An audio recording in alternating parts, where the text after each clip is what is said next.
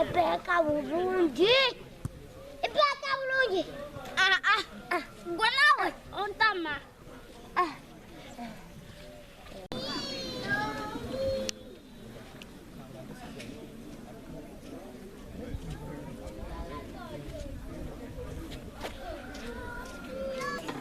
Njeru.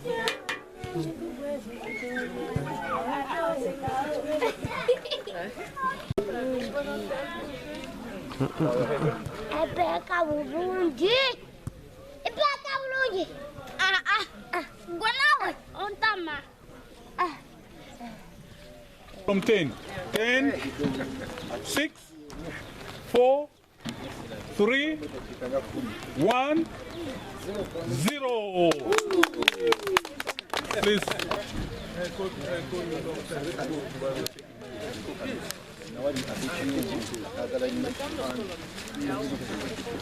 So we go this way first.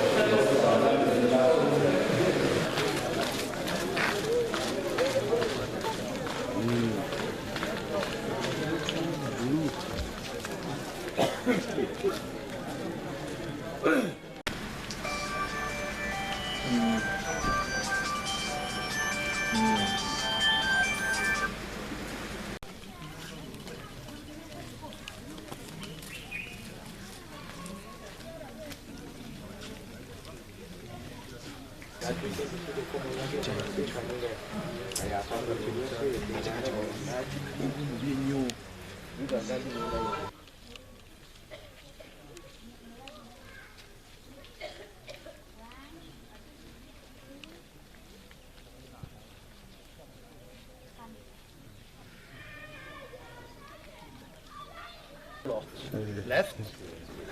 So everything is in order, and I hand it over to the district for safekeeping.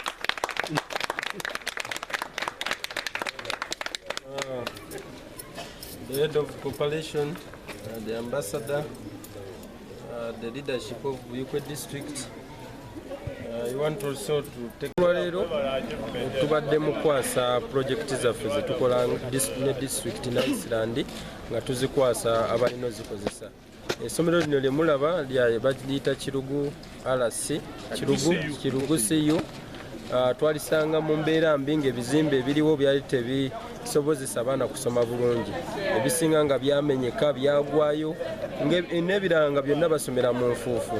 Ne twogera ne bannaffe aba Iceland ne basobola okukkiriza okutuwa ssente.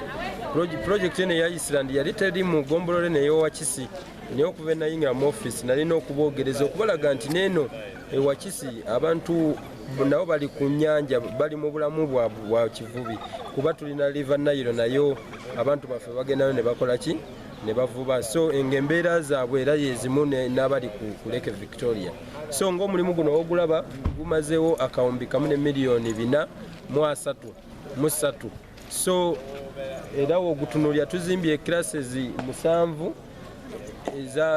ez'abaana ne tuddaabiriza n'ebizimbe ebirala classrooms 3. So kati essomero lirina classrooms 10 ne tuzimba ne administration block abasomesa mwe basobola okutuula ne baplaningira essomero, ne tuzimba n'ennyumba z'abasomesa.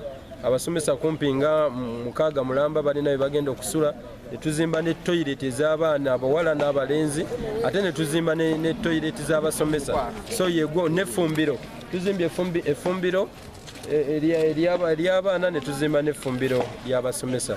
So yego omulimu gwe tukoze wano ku Kirugu CU. Abazadde bakyaganya otwala abaana ku masomero kati nga bagenda babazimbira. Essaawa zino kati kye tuliko kwekubiriza abazadde bongere okuleeta abaana, kuba wali ekibadde ekyekwaso nti ebizimbe ebibi abaana tebalina we basomera, kati tekikyaliwo kyakwekwasa.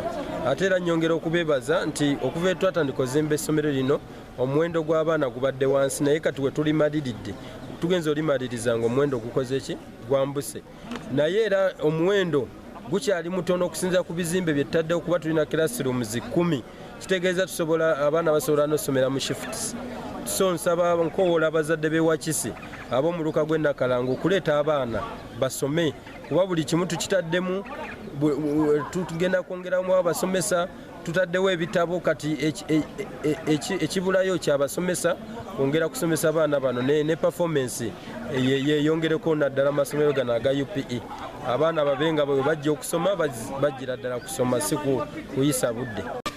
Gavumenti eya wakati olw'okuba nti yasobola okukwana emikwano egituyambye okulanga tukyusa obulamu bw'abantu mu kitundu kino bwe tutunuulira emirimu embasa ya Iceland gyekoze wano olw'enkolagana ennungi ne gavumenti eya wakati tulaba nga egenda kukyusa nnyo ekitundu kino abaana baffe bafunye basomera walungi era nga tukakasa nti n'omuwendo ogenda kweyongerako bwe tutunula yonna gye baze bazimba twesanga nga abaana muwendo gudabulinga n'oluusi nakusingawo kye tukubiriza abantu mu kitundu kino kwe kwongera okuleeta abaana basome ekyokubiri bawe ebyetaagisa okubanga basobola okusoma obulungi n'okukuuma ebizimbe bino ebibaweereddwa nga birungi nga biri mu mbeera ennungi tukubiriza abasomesa baffe ebizimbe tubifunye embeera tugira nga erongoose environment abaana bayigira tetukyalinamu kyetubanja bo kyetubeetaagamu mulimu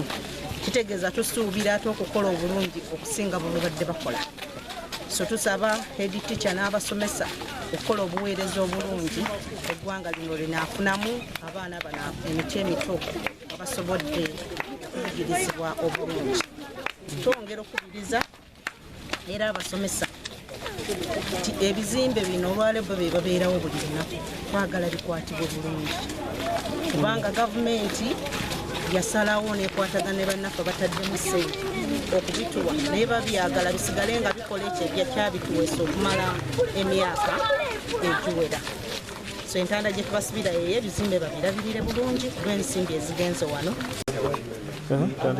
Nze Sabyange Christopher sekretary atwala ebyenjigiriza mu misiyoni y'e Buikwe tuli ba mukisa twafuna bannaffe aba Embassy Iceland abatukwatizaako nga batuwa ensimbi ezimba amasomero bwe twajjira mu bukulembeze nga bagenda mu byalo ebyenjawulo osanga abantu bakaba ennyimba ebizimbe bikutte mu mbinabina ennyumba z'abasomesa zaagala kuba naye tutukidde olwaleero nga tugeza okukola amasomero ag'enjawulo ku nsimbi esuubwa ku ggwanga lya Iceland ezituyambye ekyusa ekifaananyi ky'ebyenjigiriza olwaleero otuuka amasomero gaffe ag'enjawulo gali mu mbeera esingira ddala okuwerabika nga obulungi katusigaze olumbi lumu ng'abakulembeze okulaba nga tukwongera okunga abazadde otwala abaana ku masomero n'okulaba nti abasomesa bakola kye bateekeddwa okuba nga bakola olaba nga ebizimbe bifaanana ziva mu baana baffe kubanga ekisomoza ekikulu kimaze okuba nga kikolwako ku masomero agasinga obungi naddala ku mbalama z'ennyanja abaana bangi badde nga tebasoma bawanduka mu masomero bafuna embuto naye kati tukoze ku masomero agabali okumpi tubasuubira okubeera ku masomero nga tukola ekyo kussa n'abasomesa Kaiso Kampani Sambira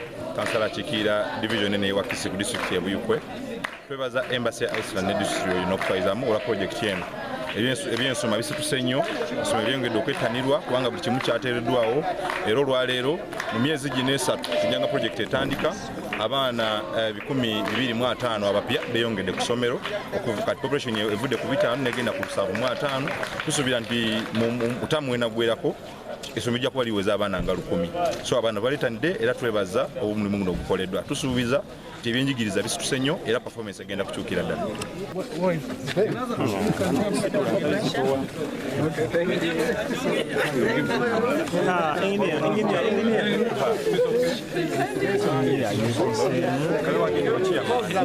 Twale wa chairman huyo mu t-shirt ya white. Thank you.